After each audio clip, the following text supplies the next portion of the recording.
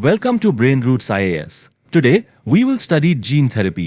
Gene therapy दोस्तों medicine की दुनिया में एक रेवोल्यूशन ला रही है और आज हम इसको आसान भाषा में समझेंगे कि आखिर ये काम कैसे करती है। इस अमेजिंग टेक्नोलॉजी को अच्छे से समझने के लिए हमें केस स्टडी लेंगे, एक ब्रेक थ्रू दवा जिसका नाम है ओटरमेनी, उसकी कहानी के थ्रू। तो आइए शुरू करते हैं। जैसा कि हमने कहा, जीन थेरेपी एक रेवोल्यूशनरी चेंज है। इसे आप ऐसे समझिए जैसे लाइफ के सोर्स कोड को ही रीराइट कर देना। लेकिन इसका असल में मतलब क्या है, चलिए इसको थोड़ा डिटेल में देखते हैं। देखिए, इस डिफरेंस को समझना बहुत जरूरी है। जो ट्रेडिशनल मेडिसिन हम सालों से यूज कर रहे हैं वो क्या करती है, वो बीमारी के सिम्टम्स यानी लक्षणों को मैनेज करती है। फॉर एग्जाम्पल, ब्लड शुगर बढ़ गया तो उसको कंट्रोल कर लिया, ब्लड प्रेशर बढ़ा तो उसको नीचे ले आए। पर इससे बीमारी ठीक नहीं होती, सिर्फ मैनेज होती है। अब इसके आगे आती है जीनोमिक मेडिसिन और इसी का पार्ट है जीन थेरेपी। ये सिम्टम्स पर काम नहीं करती, ये सीधा बीमारी की जड़ यानी रूट कॉज पर अटैक करती है। मतलब ये हमारे जो बायोलॉजिकल इंस्ट्रक्शंस हैं उन्हीं को अंदर जाकर रिपेयर करने की कोशिश करती है।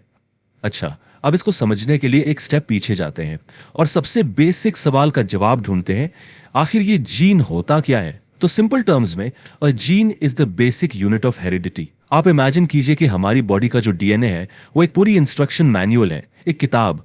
और इस किताब के जो अलग अलग चैप्टर्स हैं उन्हीं को हम जीन्स कहते हैं। और इन्हीं चैप्टर्स में लिखा होता है इंस्ट्रक्शंस प्रोटीन बनाने के लिए। और याद रखिएगा, प्रोटीन्स ही हमारी बॉडी के मेन वर्किंग मॉलिक्यूल्स हैं, सारा काम यही करते हैं। तो फिर सवाल उठता है कि जब इन इंस्ट्रक्शंस में, इस मैनुअल के किसी चैप्टर में कोई गलती हो जाए तो क्या होता है। उसी गलती को हम कहते हैं mutation. So a mutation is basically a permanent alteration in the DNA sequence, एक डिफेक्टिव इंस्ट्रक्शन। और यही डिफेक्टिव इंस्ट्रक्शंस, यही गलती आगे चलकर बीमारियों की वजह बनती हैं। और जीन थेरेपी का टारगेट बिल्कुल यही डिफेक्टिव जीन्स होते हैं। चलिए अब आगे बढ़ते हैं। तो हमें प्रॉब्लम पता चल गई है, एक खराब जीन, सॉल्यूशन भी पता है, एक सही जीन। लेकिन यहां पर सबसे बड़ी टेक्निकल चैलेंज आती है डिलीवरी की। उस सही जीन को सही सेल्स तक आखिर पहुंचाया कैसे जाए। और यहां एक बहुत ही लॉजिकल सवाल मन में आता है, अगर डीएनए ही मेडिसिन है तो सीधा बॉडी में इंजेक्ट क्यों नहीं कर देते। Simple solution, right. लेकिन इतना आसान होता तो बात ही क्या थी। ये इतना सिंपल नहीं है। तो ये काम क्यों नहीं करता, क्योंकि हमारी बॉडी ने खुद इसके लिए कई मजबूत दीवारें खड़ी की हुई हैं। डायरेक्ट डीएनए इंजेक्शन आप देखें तो 4 मेन रीजन से फेल हो जाता है। पहला, ब्लड स्ट्रीम में जो एंजाइम्स हैं वो उसको डिस्ट्रॉय कर देते हैं। दूसरा, डीएनए के मॉलिक्यूल्स बड़े होते हैं, चार्ज्ड होते हैं, तो वह सेल मेम्ब्रेन्स को क्रॉस ही नहीं कर पाते। तीसरा, उन्हें एक स्पेसिफिक टारगेट टिश्यू तक पहुंचना होता है, जैसे हमारे केस में कान के अंदर तक। और चौथा और सबसे इंपॉर्टेंट, काम करने के लिए उन्हें सेल के न्यूक्लियस के अंदर एंटर करना होता है। इन सभी बाधाओं की वजह से हमें एक प्रॉपर डिलीवरी सिस्टम चाहिए होता है और इस डिलीवरी सिस्टम को हम कहते हैं vector. So what is a vector? A vector is basically a carrier molecule. इसे आप एक डिलीवरी ट्रक की तरह समझ सकते हैं। हमारा जो सही जीन है वो हमारा कार्गो है, जिसे ये ट्रक सही सेल तक पहुंचाता है। इस ट्रक के बिना हमारा जीन थेरेपी का कार्गो किसी काम का नहीं है। तो सबसे इंपॉर्टेंट डिसीजन होता है सही डिलीवरी ट्रक चूज करना। जनरली वायरसेस को वेक्टर्स की तरह यूज किया जाता है, क्योंकि नेचुरली वो ह्यूमन सेल्स में एंटर करने के लिए ही बने होते हैं। यहां 3 कॉमन वायरल वेक्टर्स हैं। पहला, रेट्रोवायरस, जो डीएनए को हमारे जीनोम में ही इंटीग्रेट कर देता है। फायदा यह है कि इसका असर लॉन्ग टर्म होता है, लेकिन चैलेंज यह है कि इससे कैंसर का रिस्क हो सकता है। दूसरा, एडिनोवायरस, ये इंटीग्रेट नहीं होता, पर इसके खिलाफ बॉडी का इम्यून रिस्पॉन्स बहुत स्ट्रांग हो सकता है। और फिर आता है एवीवी यानी एडिनो एसोसिएटेड वायरस। इसकी सेफ्टी प्रोफाइल एक्सीलेंट है और इम्यून रिस्पॉन्स भी हल्का होता है। दैट्स वाई ये डेलिकेट ऑर्गन्स के लिए बेस्ट माना जाता है। लेकिन इसकी एक बहुत बड़ी चैलेंज है, इसकी कैरिंग कैपेसिटी बहुत बहुत कम है। ये सिर्फ छोटे जीन्स ही ले जा सकता है। तो चलिए अब हम अपनी डिस्कशन को उस स्पेसिफिक बीमारी पर फोकस करते हैं जिसके लिए ओटरमेनी को बनाया गया था। आइए जीन्स में छिपी उस खामोशी को समझते हैं जो सुनने की शक्ति छीन लेती है। इस प्रॉब्लम को समझने के लिए पहले हमें यह समझना होगा कि हम सुनते कैसे हैं। बेसिकली ये एक 4 स्टेप प्रोसेस है। साउंड वेव्स आती हैं, ईयर ड्रम को वाइब्रेट करती हैं। फिर ये वाइब्रेशंस हमारे इनर ईयर, जिसे कॉक्लिया कहते हैं, वहां तक पहुंचती हैं।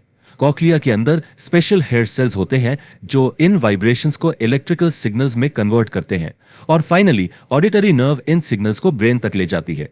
तो प्रॉब्लम कहां आती है? प्रॉब्लम आती है स्टेप नंबर 3 में।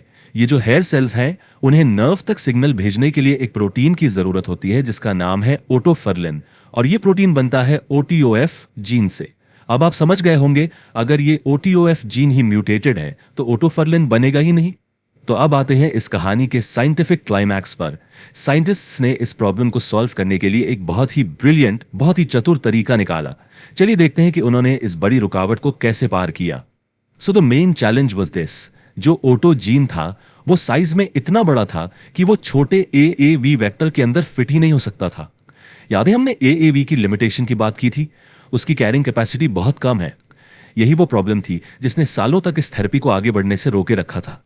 तो सोल्यूशन क्या निकला? एक बहुत ही एलिगेंट सोल्यूशन। इसे कहते हैं डुअल एएवी थेरेपी। साइंटिस्ट ने ओटीओएफ जीन को 2 हिस्सों में तोड़ दिया, फिर हर हिस्से को एक अलग एएवी वेक्टर में पैकेज किया, फिर दोनों वेक्टर्स को कान के अंदर सेम हेयर सेल में डिलीवर किया गया, और फिर सेल के अंदर डीएनए के ये दोनों आधे आधे हिस्से जुड़कर एक पूरा फंक्शनल जीन बना लेते हैं। Problem solved. कितना ब्रिलियंट आइडिया है ना? इसी ब्रेक थ्रू ने एक हिस्टोरिक माइलस्टोन सेट किया। 24 अप्रैल 2026 को एफडीए ने ओटोर्मनी को अप्रूवल दे दिया।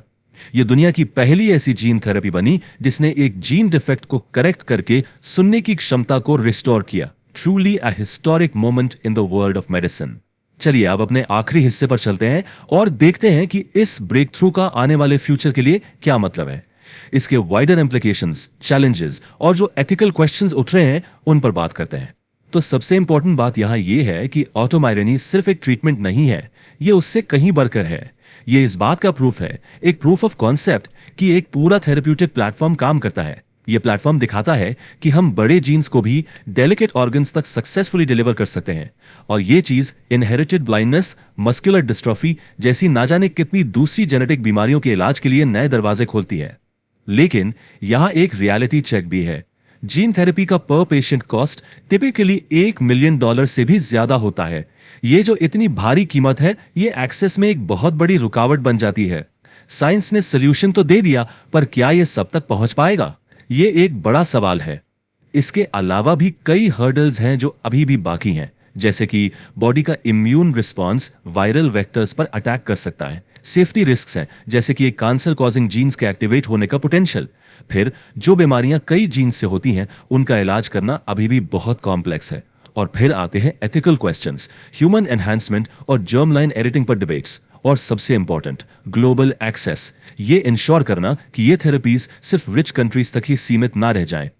देखिए, साइंस काम कर रहा है, इसमें कोई डाउट नहीं है, बट जैसे जैसे हम इस जीनोमिक मेडिसिन के दौर में एंटर कर रहे हैं, असली सवाल यह नहीं है कि क्या हम इलाज कर सकते हैं, असली सवाल है किसका इलाज होगा, who gets to be cured. और ये एक ऐसा सवाल है जिसका जवाब अकेला साइंस नहीं दे सकता। If you found this lecture helpful, like, share and subscribe to the channel.